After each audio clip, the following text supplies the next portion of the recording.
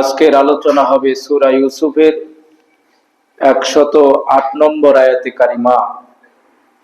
আল্লাহ রাব্বুল আলামিন আয়াতে কারিমার ভিতরে নবীকে লক্ষ্য করে বলছেন, আপনি বলুন, কুল, আপনি বলে দিন, হাযিহি সাবিলি, এটাই হলো আমার পথ, আদউ ইলাল্লাহ, আমি এই পথের দিকে মানুষদেরকে আহ্বান করি, ডাকি। বলুন সুবহানাল্লাহ। আলা বাসীরাতিন, আমি যে মানুষকে এই পথের দিকে ডাকি, আহ্বান করি, এটা আমি জেনে শুনেই করি। ওয়া আনা ওয়া মানিত্তাবাআনি, আর এই পথ আমার এবং আমার যারা অনুসরণ করে সকলেরই পথ। বলুন সুবহানাল্লাহ। ওয়া সুবহানাল্লাহি, আল্লাহ তাআলা পুত পবিত্র। ওয়া মা আনা মিনাল মুশরিকিন, আর আমি মুশরিকদের অন্তর্ভুক্ত নয়। মূলত এটি হলো দাওয়াতে তাবলীগ তথা দ্বীনের দিকে, ইসলামের দিকে মানুষকে আহ্বান করার সুস্পষ্ট একটি আয়াতে কারিমা। রাসূলুল্লাহ সাল্লাল্লাহু আলাইহি ওয়াসাল্লাম তার নবুয়তি জিন্দেগিতে মানুষকে কোন পথের দিকে ডেকেছেন? আদম আলাইহিস সালাতু ওয়াস সালাম থেকে নিয়ে আমাদের নবী পর্যন্ত প্রত্যেকটি নবী একমাত্র তাওহীদের দিকে মানুষকে আহ্বান করেছেন। বলুন আলহামদুলিল্লাহ। সেই তাওহীদটা কি ছিল? আল্লাহ পাক বলছেন, আপনি বলে দিন, হাদিহি সাবিলি, এটাই হলো আমার পথ, এটাই হলো একত্ববাদের পথ, এটাই হলো লা শারীকা লা, আল্লাহর পথ। এদিকে আপনিও ডাকবেন, আপনার যারা অনুকরণ করবে তাদেরও কাজ হলো এইটা। আদম আলাইহিস সালাতু ওয়াস সালাম থেকে নিয়ে আমাদের নবী পর্যন্ত সকল নবী রাসূল এক আল্লাহর দাওয়াত দিয়েছেন। দাওয়াতটি ছিল লা ইলাহা ইল্লাল্লাহ, এই দাওয়াত ছিল। প্রত্যেকটি নবী দাওয়াত দিয়েছেন এক আল্লাহ ছাড়া কোনো মাবুদ নাই, এক আল্লাহ ছাড়া কোনো সৃষ্টিকর্তা নাই, এক আল্লাহ ছাড়া কোনো রিজিক দাতা নাই, বিধান দাতা নাই, ত্রাণ কর্তা নাই, মুক্তিদাতা নাই। আদম আলাইহিস সালাতু ওয়াস সালাম দাওয়াত দিয়েছেন লা ইলাহা ইল্লাল্লাহ, আদামা সাফিউল্লাহ। নবীরা যখন এসেছেন লা ইলাহা ইল্লাল্লাহর সাথে নিজের নামটা লাগিয়ে দিয়েছেন। লা ইলাহা ইল্লাল্লাহ, এটা হলো তাওহীদ। এর পরের শব্দটা হলো রিসালাত। বলুন আলহামদুলিল্লাহ। হযরত ইব্রাহিম খলিল মানুষদেরকে ডাক দিয়েছেন লা ইলাহা ইল্লাল্লাহ, ইব্রাহিম খলিলুল্লাহ। ঈসা আলাইহিস সালাতু ওয়াস সালাম মানুষকে ডাক দিয়েছেন লা ইলাহা ইল্লাল্লাহ, ঈসা রূহুল্লাহ। মুসা কালিমুল্লাহ, আল্লাহকে আল্লাহর দিকে ডাক দিয়েছেন লা ইলাহা ইল্লাল্লাহ, মুসা কালিমুল্লাহ। সব নবীর লা ইলাহা ইল্লাল্লাহর পরের শব্দটা হলো রিসালাত। সুতরাং লা ইলাহা ইল্লাল্লাহকে যেভাবে আমাদের মানতে হবে, পরবর্তীতে যে রিসালাতের এই বাক্যটা, এটাকেও সমানভাবে মানতে হবে। বলুন সুবহানাল্লাহ। আমাদের নবী বলেছেন, মান ক্বালা লা ইলাহা ইল্লাল্লাহ দাখালাল জান্নাহ, কোন ব্যক্তি যদি বলে, অন্তঃকরণে ঈমানের সঙ্গে যদি পরে সাক্ষ্য দেয় আল্লাহ ছাড়া কোনো মাবুদ নাই, নবীজি বলেন সেই ব্যক্তি আল্লাহর জান্নাতে প্রবেশ করবে। নবীজি যখন এই ভাষণ দিলেন, উপস্থিত একজন সাহাবী দাঁড়ায়া বললেন, ইয়া রাসূলুল্লাহ, আমি কি এই কথাটা মানুষের কাছে প্রচার করব? নবীজি বললেন, হ্যাঁ, তুমি মানুষকে জানায়া দিতে পারো, কেউ যদি লা ইলাহা ইল্লাল্লাহ পড়ে সে জান্নাতে যাবে। সাহাবী চতুর্দিকে এলান করে জানিয়ে দিলেন, তোমরা শুনে রাখো, বিশ্ব নবী একটি হাদিস বলেছেন, কেউ যদি লা ইলাহা ইল্লাল্লাহ পড়ে জান্নাতে চলে যাবে। হযরতে ওমরের সঙ্গে দেখা। হযরতে ওমর বললেন, তুমি কি বলো? বলে, হ্যাঁ নবীজি এই কথা বলেছেন। হযরতে ওমর ফারুক রাদিয়াল্লাহু তাআলা আনহু তার গালে থাপ্পড় মেরে দিয়েছেন। সে কাঁদতে কাঁদতে নবীজির কাছে গিয়ে বললেন, ইয়া রাসূলুল্লাহ, আপনি যে কথাটি প্রচার করতে বললেন আমি তো এই কথাটাই বলছিলাম, কিন্তু ওমর আমার উপরে রাগান্বিত হয়ে গিয়েছেন। হযরতে উমরকে আল্লাহর নবী ডাকলেন, ডেকে বললেন, ওমর তুমি কি তাকে থাপ্পড় মেরেছো? বলেন হ্যাঁ। বলে হুজুর আপনি কি এই কথা বলেছেন? বলে হ্যাঁ বলেছি। হযরতে ওমর বললেন, ইয়া রাসূলুল্লাহ, এই কথা যদি মানুষ জানতে পারে সকলে সব আমলগুলো ছেড়ে দিবে, এই জন্যই আমি তাকে থাপ্পড় মেরেছি। বলুন সুবহানাল্লাহ। এরা জান্নাতে যাবে যদি তার বিন্দু পরিমাণ ঈমান তার অন্তরের ভিতরে থাকে। নবীজির এই হাদিস অনুযায়ী সে জান্নাতে যাবে। কোনো না কোনো একদিন জাহান্নাম খাটার পরে আল্লাহর জান্নাতের ঘ্রাণ পাবে। বলুন সুবহানাল্লাহ। এজন্য লা ইলাহা ইল্লাল্লাহ এটা হলো তাওহীদ। তাওহীদ লা ইলাহা ইল্লাল্লাহ এর কারণ হলো, এর কাজ হলো, কোন ব্যক্তি যখন লা ইলাহা ইল্লাল্লাহ পড়ে নিবে আল্লাহ রাব্বুল আলামিনের সব কর্মকাণ্ডগুলো তাকে মানা ফরজ হয়ে যায়। যেমন রিজিক দাতা হিসাবে আল্লাহকে মানবে, এই দুনিয়াতে আইন দাতা হিসাবে আল্লাহকে মানবে, ত্রাণকর্তা হিসাবে আল্লাহকে মানবে। তার নামাজ রোজা হজ যাকাত সব ইবাদত গুলো আল্লাহর জন্য ওয়াকফ করে দিবে। আল্লাহ বলছেন, কুল ইন্না সালাতি ওয়া নুসুকি ওয়া মাহইয়ায়া ওয়া মামাতি লিল্লাহি রাব্বিল আলামিন। হে নবী আপনি বলে দিন, যারা তাওহীদের উপরে ঈমান আনয়ন করেছে তাদের কাজ হলো তারা এই কথা বলবে, আমার নামাজ, আমার কুরবানি, আমার জীবন এবং বেঁচে থাকা, আমার মৃত্যু এবং বেঁচে থাকা সব আল্লাহর জন্য। বলুন সুবহানাল্লাহ। সব আল্লাহর জন্য। আমি নামাজ পড়ি আল্লাহর জন্য, কুরবানি করব আল্লাহর জন্য, জিহাদের ময়দানে কোরআন এবং রাসূলের জন্য যদি জীবন দিতে হয় তাহলে সেটাও আমার আল্লাহর জন্য। যদি আমি বেঁচে থাকি তাহলে এই বেঁচে থাকাটাও হবে আল্লাহর জন্য। বলুন আলহামদুলিল্লাহ। আর কি ঘোষণা দিবেন? আল্লাহ বলছেন, লা শারীকা লাহু ওয়া বিযালিকা উমিরতু ওয়া আনা আউয়ালুল মুসলিমিন। সে আরো বলবে যে আমি আদিষ্ট হয়েছি এই কথার সাক্ষ্য দিতে যে আল্লাহ রাব্বুল আলামিন ছাড়া কোনো মাবুদ নাই, আমি সর্বপ্রথম আত্মসমর্পণকারী মুসলমান। বলুন আলহামদুলিল্লাহ। এজন্য বলছিলাম লা ইলাহা ইল্লাল্লাহ তাওহীদের উপরে যখন কোনো মানুষ ইয়াকিন এবং বিশ্বাস করবে তার জীবন মরণ সব কিছু হয়ে যাবে আল্লাহর জন্য। মক্কায় নবীজি যখন দাওয়াত দিচ্ছিলেন, কাবা ঘরে ৩৬০টি মূর্তি তারা ঢুকিয়েছিল। এক নয় দুই নয়, ৩৬০টি মূর্তি তারা ঢুকেছিল। বড় বড় মূর্তিগুলোর নাম ছিল, একটার নাম ছিল লাত, আর একটার নাম ছিল মানাত, আর একটার নাম ছিল হুবল, আর একটার নাম ছিল উজ্জা। বড় বড় মূর্তিগুলোকে বিভিন্ন দেবদেবীকে তাদের উপাস্য হিসাবে তারা গ্রহণ করে নিয়েছিল। আল্লাহর নবী সাল্লাল্লাহু আলাইহি ওয়াসাল্লাম দাওয়াত দিলেন, লা ইলাহা ইল্লাল্লাহ, আল্লাহ ছাড়া কোনো মাবুদ নাই, এই দেবদেবীর সবগুলো ভেঙে চুরমার করে দাও। মক্কা বিজয়ের দিন রাসূলুল্লাহ সাল্লাল্লাহু আলাইহি ওয়াসাল্লাম কাবা ঘরের সব মূর্তিগুলোকে ভেঙে সেখান থেকে বের করে মূর্তিকে উৎখাত করে দিয়েছিলেন। বলুন সুবহানাল্লাহ। এজন্য তাওহীদ লা ইলাহা ইল্লাল্লাহ।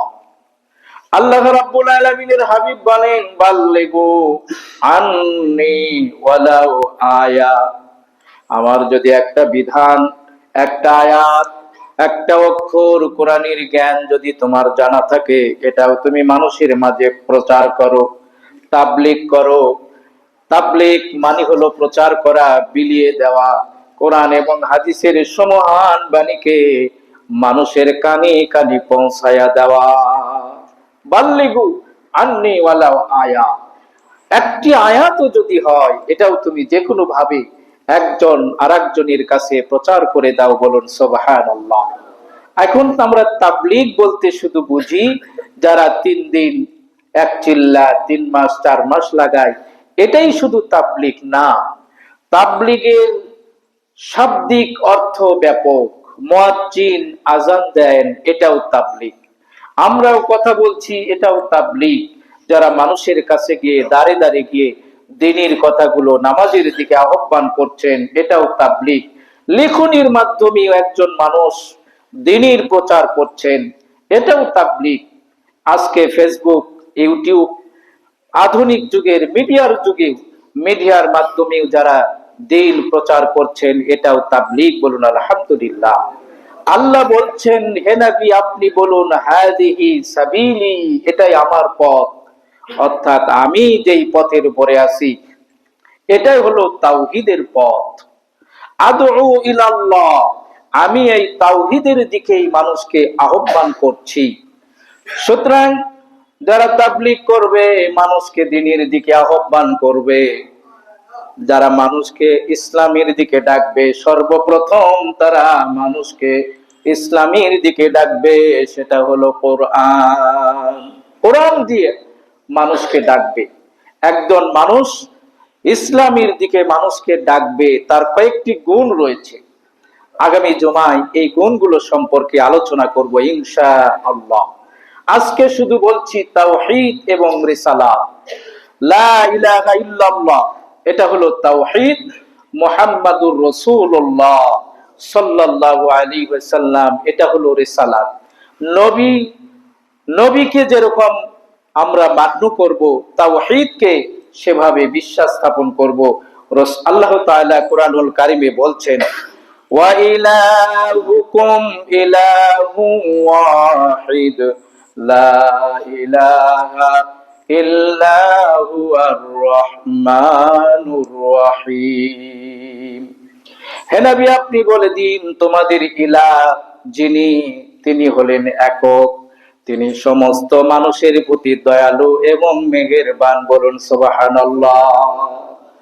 কুরআনুল কারীমের ছোট্ট একটি সূরা হলো সূরাটি ইখলাস। ইখলাস সূরাটির ভিতরে আল্লাহ রাব্বুল আলামিন তার তাওহীদের পরিচয় দিয়েছেন। কুরআনুল কারীমের এই ছোট্ট সূরার এত ফজিলত নবীজি বর্ণনা করেছেন। কেউ যদি পড়ে ইজা জুলজিলাতিল আরদ, সূরা জিলজাল যদি একবার যদি পড়ে, 15 পারা কোরআন পড়ার সওয়াব তার আমলনামায় লেখা হবে। 2 বার যদি পড়ে, নবীজি বলেছেন আল্লাহ রাব্বুল আলামিন সূরা জিলজাল 2 বার পড়লে আল্লাহ পাক তাকে 1 খতম কোরআন পড়ার সওয়াব দান করবেন। কেউ যদি সূরা ইখলাস একবার যদি পড়ে, কুরআনুল কারীমকে, কুরআনুল কারীমের এই সূরাকে বলা হয়েছে সুলুসু, অর্থাৎ কোরআনের 1/3, একবার যদি পড়ে 10 পারা, 2 বার যদি পড়ে 20 পারা, 3 বার যদি সূরা ইখলাস যদি কেউ পড়ে, 30 পারা কোরআন পড়ার সওয়াব আল্লাহ তাআলা আমলনামায় দান করবেন। কেন কেন দান করবেন? এই ছোট্ট সূরার এত ফজিলত কেন? এই ছোট্ট সূরার এত ফজিলত হওয়ার কারণ হলো কুরআনুল কারীমের বিভিন্ন আয়াতে বিভিন্ন জায়গায় আল্লাহ রাব্বুল আলামিন তার তাওহীদের কথা বলেছেন। সূরা জিলজালের ভিতরে সংক্ষিপ্তভাবে কিয়ামতের শুরু থেকে শেষ পর্যন্ত আল্লাহ আলোচনা করেছেন।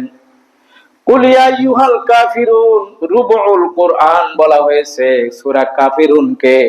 কেউ যদি সূরা কাফিরুন একবার পড়ে, 2 বার পড়ে, 3 বার পড়ে, 4 বার পড়ে, আল্লাহ রাব্বুল আলামিন 4 বার পড়ার কারণে তার আমলনামায় 30 পারা কোরআন পড়ার সওয়াব আল্লাহ দান করবেন। বলুন সুবহানাল্লাহ। ইতিপূর্বে আমি বলেছিলাম এই 3টি সূরার এত মর্তবার কারণ হলো সূরা জিলজাল কিয়ামতের শুরু থেকে শেষ পর্যন্ত যা হবে আল্লাহ সংক্ষিপ্তভাবে এই কোরআনুল কারীমের এই ছোট্ট সূরায় আলোচনা করেছেন। আলহামদুলিল্লাহ। কি আল্লাহ বলছেন? ইদা জুলজিলাতিল আরদু জিলজালাহা, কিয়ামত সংগঠিত হবে প্রকম্পিত একটি শব্দের মাধ্যম দিয়া। ওয়া আখরাজাতিল আরদু জিলজালাহা, সমস্ত মানুষগুলোকে আল্লাহ রাব্বুল আলামিন কবর থেকে উঠাবেন। এরপরে প্রত্যেকটি মানুষের হাতে আমলনামা দেওয়া হবে। এক জাররা পরিমাণ আমল যদি কেউ করে থাকে, এক জাররা পরিমাণ খারাপ কাজও যদি সে করে থাকে, এই আমলটা আল্লাহ রাব্বুল আলামিন তাকে দেখায়া দিবেন। বলুন সুবহানাল্লাহ। আল্লাহ বলছেন লিইউরাউ আমালাহুম, সমস্ত মানুষগুলো তাদের আমলগুলো দেখবে। আস্তাতা, সমস্ত মানুষগুলো বিভিন্ন দলে বিভক্ত হয়ে যাবে। সব মানুষ বিভক্ত হয়ে যাবে, তারা আমলগুলো দেখবে, এক জাররা পরিমাণ আমল। সূরা ইখলাসের ভিতরে আল্লাহ বলছেন কুল হুয়াল্লাহু আহাদ, হে আল্লাহ, হে নবী আপনি বলে দিন আল্লাহ রাব্বুল আলামিন এক, তার কোনো সমকক্ষ কেউ নাই, তাকে কেউ জন্ম দেয়নি, তিনিও কাউকে জন্ম দেন নাই। বলুন আলহামদুলিল্লাহ।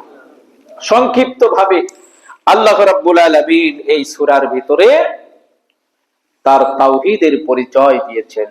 বলছিলাম লা ইলাহা ইল্লাল্লাহ যারা বলবে, তাদের দায়িত্ব হলো আল্লাহ ছাড়া পৃথিবীর কারো কাছে কোনো সাহায্য চাবে না। এই কথাটাই সূরা ফাতিহার ভিতরে আল্লাহ রাব্বুল আলামিন আমাদেরকে শিক্ষা দিয়েছেন।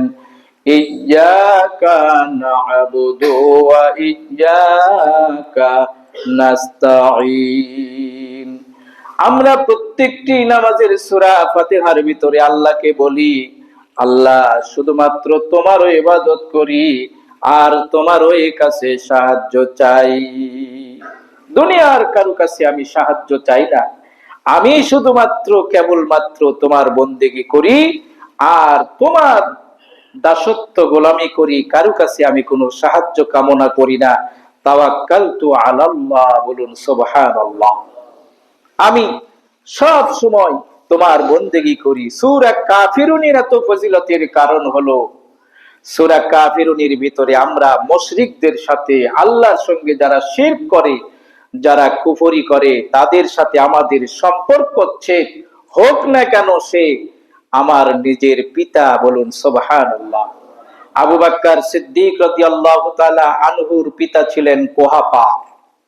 কুহাফা রাদিয়াল্লাহু তাআলা, কুহাফা আবু বকর সিদ্দিকের পিতা কুহাফা বলছেন, আবু বকর, জিহাদের ময়দানে আমি তোমাকে কাছে পেয়েছিলাম, কিন্তু তোমাকে আমি ছেড়ে দিয়েছি, বেটা দেখে আমি দরদ করেছি। আবু বকর সিদ্দিক বললেন, আমার পিতা, আপনি যদি জিহাদের ময়দানে আমার সামনে পড়তেন, আপনাকে আমি কোনো ছাড় দিতাম না। বলুন সুবহানাল্লাহ। কেন? আনা মুসলিমুন আনতা কাফিরুন, আমি হলাম মুসলিম, আপনি হলেন কাফের। মুসলমানদের কোনো সম্পর্ক কাফেরদের সঙ্গে থাকতে পারে না, অন্তত পক্ষে জিহাদের ময়দানে। বলুন আলহামদুলিল্লাহ।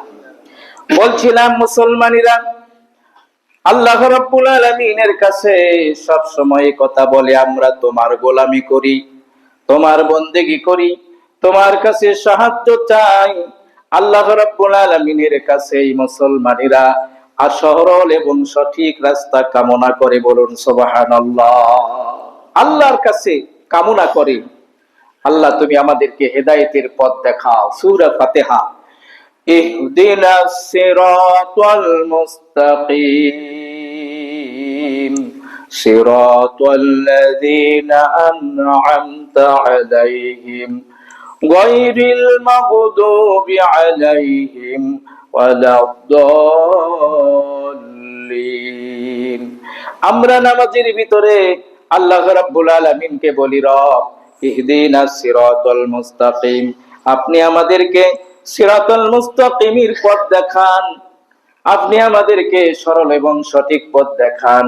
যাদের প্রতি আপনি করুণা করেছেন ওই সকল ব্যক্তিদের পথ আমাদেরকে দেখাবেন না, যাদের প্রতি আপনার লানত বর্ষিত হয়েছে। মুসলমান আল্লাহর কাছে সূরা ফাতিহার ভিতরে এই কামনা করে। বলুন আলহামদুলিল্লাহ।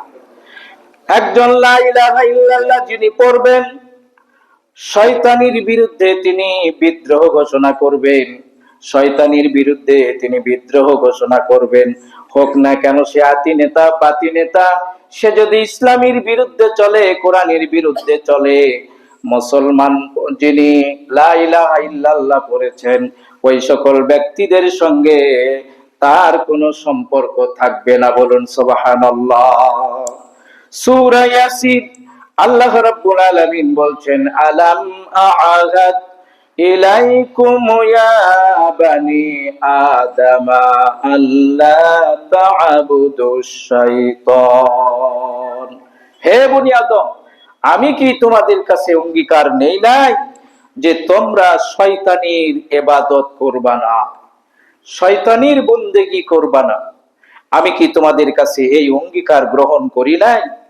ওয়া আনি'বুদুনি হাযা সিরাতুম মুস্তাকিম। আমার গোলামি করো, আমার বন্দেগী করো, এটাই হলো সরল এবং সঠিক রাস্তা, এটাই হলো জান্নাতে যাওয়ার রাস্তা। ওয়ালাকাদ আদাল্লা মিনকুম জিবিল্লাহ, তোমাদের ভিতর থেকে অনেকদেরকে শয়তান পথভ্রষ্ট করেছিল। আফালাম তাকুনু তাকিলুন, তারপরেও কি তোমরা বুঝবা না? তারপরেও কি তোমরা বুঝবা না? ইবাদত করো আমার, দাসত্ব করো আমার, গোলামি করো আমার। বলুন সুবহানাল্লাহ। ওই যে এক রাজা তার মন্ত্রীদেরকে একটা সুন্দর মালা দিয়ে বলছিলেন, এই মালাটা তোমরা ছিঁড়ে ফেলো। মন্ত্রীরা সবাই মালাটা নিলেন। মন্ত্রীরা মালাটা নিয়ে দেখলেন হীরা জহরতের সুন্দর মালা। কেওয়ারিকে ছিঁড়তে পারলেন না। বললেন, রাজা মশাই, এত সুন্দর মালা তো আমরা ছিঁড়তে পারবো না। ডাকলেন তার একজন ক্ষুদ্র গোলামকে। গোলামকে ডেকে বললেন, গোলাম, এই মালাটা তুমি ছিঁড়ে ফেলো। সঙ্গে সঙ্গে গোলাম তার মালাটা ছিঁড়ে ফেলেছেন। বলুন সুবহানাল্লাহ। ছিঁড়ে টুকরো টুকরো করেছেন। মন্ত্রীরা সবাই বলল, বেকুব, তুমি কি এই মালার মূল্য জানো? কত কোটি টাকার সম্পদ তুমি নষ্ট করে ফেলে দিয়েছো। গোলাম বলে, মন্ত্রীরা, আমি তো মালা ছিঁড়ি নাই, আমি আমার মালিকের হুকুম পালন করেছি। বলুন সুবহানাল্লাহ। আরো জোরে সুবহানাল্লাহ।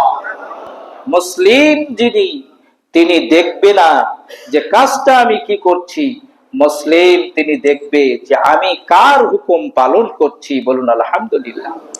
আল্লাহ রাব্বুল আলামিন বলেন, আনি'বুদুনি, আমার গোলামি করো, হাযা সিরাতুম মুস্তাকিম, এটাই হলো সরল এবং সঠিক পথ।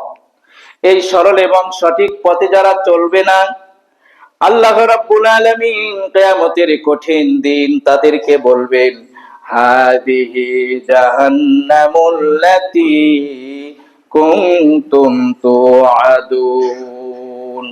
আল্লাহ বলবেন, এটাই হলো তোমাদের জন্য সেই জাহান্নাম, যেই জাহান্নামের ওয়াদা, যেই জাহান্নামের প্রতিশ্রুতি তোমাদেরকে আগেই দেওয়া হয়েছিল। কোরআন এবং হাদিস থেকে ওলামায়ে কেরাম, নবী রাসূল তোমাদের কাছে গিয়া এই দিনের প্রতিশ্রুতি তোমাদেরকে দেওয়া হয়েছিল, এটাই তোমাদের জন্য জাহান্নাম। বলুন নাউযুবিল্লাহ। রিসালাত বিশ্ব নবী আমাদের কাছে জানিয়ে এসেছেন। নবীজি বলেছেন, সাল্লু কামা রাআইতুমুনি উসাল্লি, তোমরা নামাজ পড়ো যেভাবে আমাকে নামাজ পড়তে দেখো। আমাদের নামাজ যতই সুন্দর হোক, নবীজির দেখানো পথে মতে যদি না হয়, এ নামাজ আল্লাহ রাব্বুল আলামিন ছুঁড়ে ফেলে দিবেন। এজন্য লা ইলাহা তাওহীদের পরে আমাদেরকে বিশ্ব নবীর আদর্শ মেনে নিতে হবে। আগামী দিন এ সম্বন্ধে আলোচনা হবে ইনশাআল্লাহ। যাদের নামাজ হয় নাই 4 রাকাত নামাজ পড়েন।